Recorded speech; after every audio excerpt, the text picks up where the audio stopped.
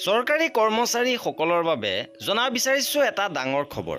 কৰ্মচাৰীক পুৰণি পেঞ্চন প্ৰদানক লৈ গুৰুত্বপূৰ্ণ খবৰ আহিছে। কেন্দ্ৰৰ ডাঙৰ সিদ্ধান্ত। পুৰণি পেঞ্চন স্কিমক লৈ কেন্দ্ৰৰ ডাঙৰ সিদ্ধান্ত। চৰকাৰী কৰ্মচাৰীৰ বাবে কি ডাঙৰ ঘোষণা কৰা হৈছে, কি খবৰ দিছে, সবিশেষ আপোনালোকক জনাব বিচাৰিছোঁ। ভিডিঅ'টো প্ৰথমৰ পৰা শেষলৈকে চাই থাকিব। কৰ্মচাৰীসকলক পুৰণি পেঞ্চন প্ৰদান কৰাক লৈ কেন্দ্ৰৰ সিদ্ধান্ত অৱগত কৰিছে। শেহতীয়াভাৱে লোকসভাত এই সন্দৰ্ভত প্ৰশ্ন উত্থাপন হৈছিল পুৰণি পেঞ্চন পুনৰ প্ৰৱৰ্তনৰ সন্দৰ্ভত।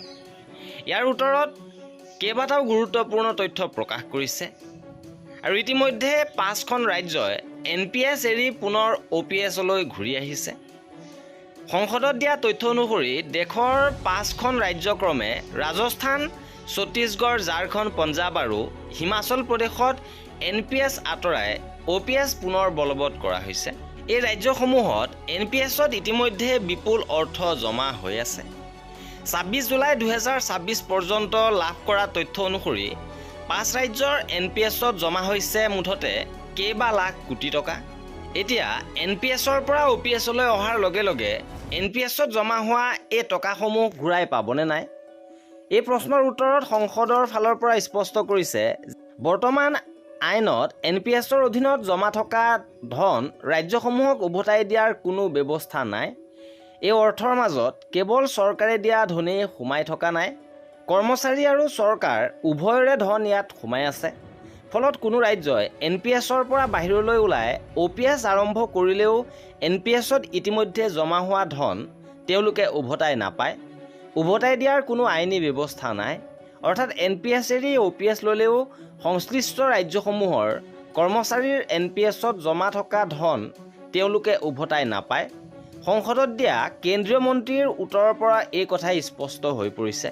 ইপিনে OPS আৰু NPS-ৰ মাজৰ পাৰ্থক্যৰ সন্দৰ্ভত জনাইছে পুৰণি পেঞ্চন স্কিম বা OPS-ত চৰকাৰী কৰ্মচাৰীয়ে অৱসৰৰ পাছত এক নিৰ্দিষ্ট হাৰত পেঞ্চন লাভ কৰে। এই ব্যৱস্থাত কৰ্মচাৰীয়ে লাভ কৰা অৰ্থৰ বোজা মূলতঃ চৰকাৰৰ ওপৰত থাকে। অৰ্থাৎ কৰ্মচাৰীক অৱসৰৰ পাছত নিৰ্দিষ্ট পেঞ্চন দিয়াৰ দায়িত্ব চৰকাৰৰ। ইপিনে NPS হৈছে অৱদান ভিত্তিক পেঞ্চন ব্যৱস্থা। এই ব্যৱস্থাত কৰ্মচাৰী আৰু চৰকাৰ দুয়োপক্ষে নিৰ্দিষ্ট হাৰত ধন জমা কৰে। সেই ধন বিনিয়োগ কৰা হয় আৰু অৱসৰৰ সময়ত জমা হোৱা ধন আৰু বিনিয়োগৰ পৰা পোৱা ৰিটাৰ্ণৰ ভিত্তিত অৱসৰৰ পৰৱৰ্তী আৰ্থিক সুবিধা নিৰ্ধাৰিত কৰা হয়। সেই দুই ব্যৱস্থাৰ মাজত মূল পাৰ্থক্য হৈছে OPS-ত এক নিৰ্দিষ্ট পেঞ্চনৰ দিয়াৰ দায়িত্ব চৰকাৰৰ ওপৰত থাকে, কিন্তু NPS-ত কৰ্মচাৰী আৰু চৰকাৰৰ অংশদানৰ ভিত্তিত অৱসৰকালীন তহবিল তৈয়াৰ কৰা হয়। ইপিনে পুৰণি পেঞ্চন প্ৰৱৰ্তন সন্দৰ্ভত কেন্দ্ৰৰ স্থিতি সন্দৰ্ভত জনাইছে। সংসদত কেন্দ্ৰই দিয়া উত্তৰৰ পৰা বৰ্তমান দুটা বিষয় স্পষ্ট হৈ পৰিছে।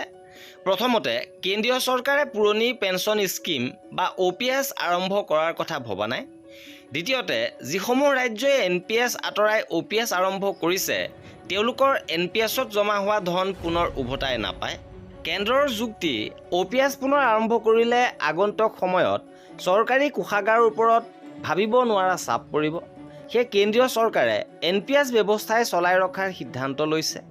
দীৰ্ঘদিন ধৰি OPS-ৰ বাবে আন্দোলন কৰি থকা চৰকাৰী কৰ্মচাৰীয়ে OPS পোৱাৰ কোনো আশা নাই। দীৰ্ঘদিন ধৰি পুৰণি পেঞ্চন স্কিম বা OPS আকৌ আৰম্ভ কৰাৰ দাবী জনাই আহিছে দেশৰ লাখ লাখ চৰকাৰী কৰ্মচাৰীয়ে। বৰ্তমান কেন্দ্ৰৰ এই দাবী পূৰ্ণ কৰাৰ কোনো সদিচ্ছা নাই। সংসদতো স্পষ্টভাৱে এই কথাই জনাইছে কেন্দ্ৰীয় চৰকাৰে। পুৰণি পেঞ্চন স্কিম আৰম্ভ কৰিলে আগন্তুক বছৰসমূহত চৰকাৰী কোষাগাৰৰ ওপৰত আৰ্থিক বোজা বাঢ়িব বুলি প্ৰকাশ কৰিছে কেন্দ্ৰীয় বিত্ত মন্ত্ৰীগৰাকীয়ে। আৰু এয়া আছিলে আমাৰ এই ভিডিঅ'টো। পৰৱৰ্তী আপডেটৰ বাবে আমাৰ চেনেলটো ছাবস্ক্ৰাইব কৰি ৰাখিব। ভিডিঅ'টো শেষৰলৈকে চোৱাৰ বাবে বহুত ধন্যবাদ।